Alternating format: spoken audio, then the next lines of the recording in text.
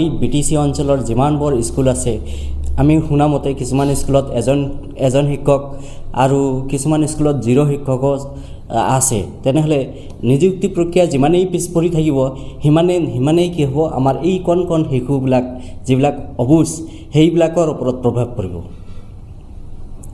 তো গতিকে আমি হাগ্ৰামা ছাৰক অনুৰোধ জনাওঁ যাতে সোনকালে নিযুক্তি পত্ৰ দিয়ে।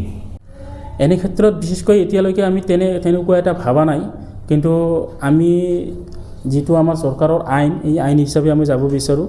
তো যদি আমাৰ আৰু আমি দেখোঁ যে আৰু লেহেমীয়া গতিত কাম কাজ কৰি আছে, তেনে ক্ষেত্ৰত আমি RTI ফাইল কৰিম বুলি এখন ভাবিছোঁ, যে RTI যোগেদি আমি নিশ্চয় গম পাম যে কি পৰিস্থিতিত কিহৰ বাবে আজি আমাৰ মেৰিট লিষ্টটো দিয়া নাই।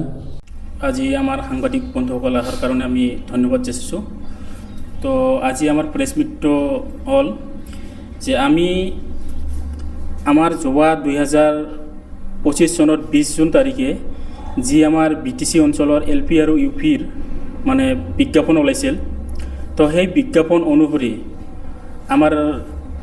আমি LP আৰু UPৰ বিজ্ঞাপনৰ বাবে আমাৰ যি নিয়ম মাফিক আমাৰ চৰকাৰে যি আমাক নিয়ম মাফিক যোগ্যতা ভিত্তিক এপ্লাই কৰিবলৈ দিছিল, তো সেই ভিত্তিক আমি এপ্লাই কৰিছিলোঁ।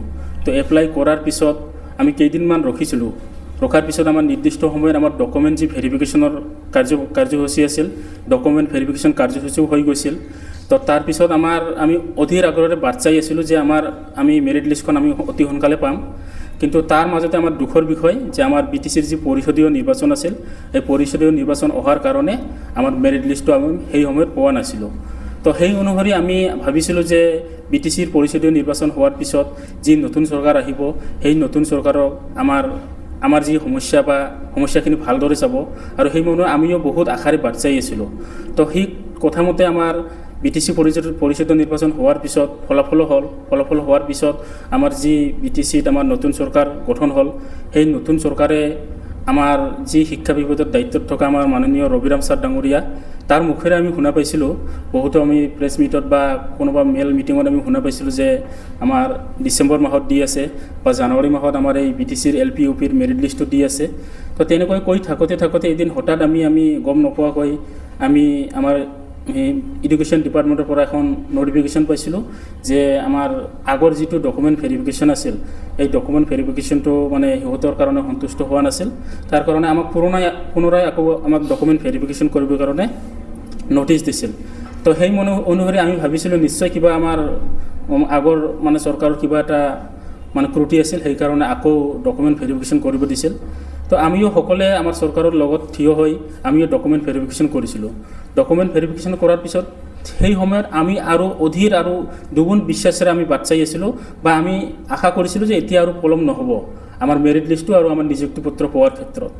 কিন্তু তেনে ক্ষেত্ৰত দুবাৰকৈ ভেৰিফিকেশ্যন হোৱাৰ পিছতো আমাৰ মেৰিট লিষ্টটো আমি পোৱা নাই। সেই অনুসৰি আমি বিগত কেইবাদিন ধৰি সেই সময়ত আমাৰ যি ৰবিৰাম ছাৰ বা আমাৰ শিক্ষা সঞ্চালক তাক আমি লগ ধৰি আমাৰ মেৰিট লিষ্ট কেতিয়া প্ৰকাশ পাম বা আমাৰ নিযুক্তি পত্ৰ কেতিয়া প্ৰকাশ পাম, সেই বিষয়ে আমি যেতিয়াই কথা পাতিছিলোঁ, সিহঁতৰ কথা এটাই আছিল যে আমি দিম, আপোনালোকে অলপমান ধৈৰ্য ধৰক। তেনেকৈ ধৈৰ্য ধৰি আমাৰ যি অসমৰ বিধানসভা নিৰ্বাচন আছিল, বিধানসভা নিৰ্বাচনৰ অধিসূচনা জাৰি হৈছিল।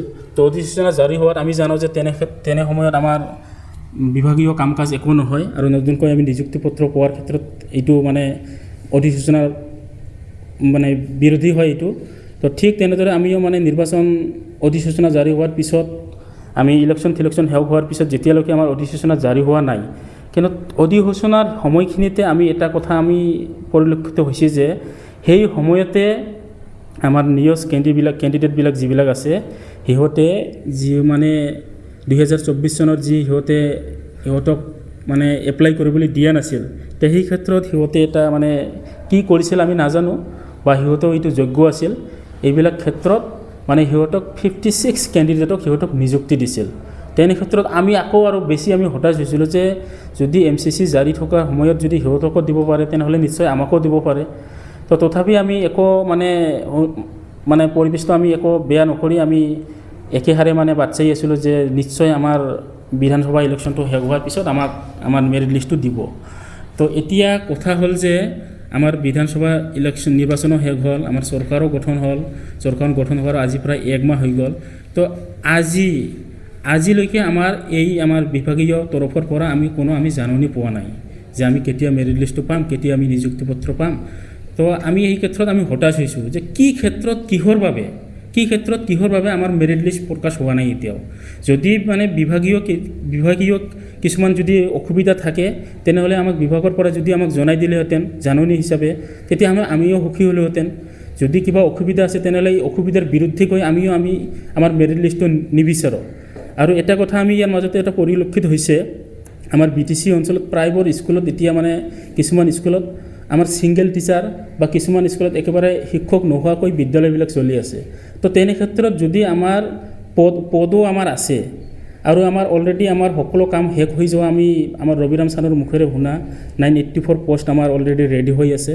তেনে ক্ষেত্ৰত যদি আমাৰ এই পদবিলাক যদি মুকলি কৰি দিয়ে তেনেহ'লে আমাৰ BTCৰ যি এটা মানে শিক্ষাৰ যি এটা বেয়া প্ৰভাৱ পৰি আছে এই সময়ত, তেনেক্ষেত্ৰত আমি যিবিলাক পাম টিচাৰবিলাক, এইবিলাক যদি এই স্কুলবিলাকত গৈ এটা মানে আমি নিশ্চয় আমাৰ শিক্ষাৰ ক্ষেত্ৰত এটা ভাল এটা অৱদান দিব পাৰিম। আৰু যি কি নহওক আমি বৰ্তমান এটা কথাই ক'ব বিচাৰোঁ যে যদি আমাৰ যেনেকৈ যাৰ কাৰণেই অসুবিধা নহওক কিয়, কিন্তু বৰ্তমান ভুগি আছে আমাৰ এই যিবিলাকৰ আমাৰ ছিংগল টিচাৰ আছে, এই ছিংগল টিচাৰবিলাকৰ কোন মানে শিক্ষাৰ্থীসকল। তো আমি ক'বলৈ যাওঁতে সিহঁতৰ একো দোষ নাই, সিহঁতেতো নিৰ্দিষ্ট সময়ত বা নিৰ্দিষ্ট সময় অনুসাৰে সিহঁতে পাঠ্যক্ৰম পাব লাগিছিল, কিন্তু বহুত বিদ্যালয়ত আমি শুনা পাইছোঁ যে এনেকুৱা পাঠ্যক্ৰম মানে ছিংগল টিচাৰ হোৱাৰ কাৰণে বহুতো অসুবিধা হয়।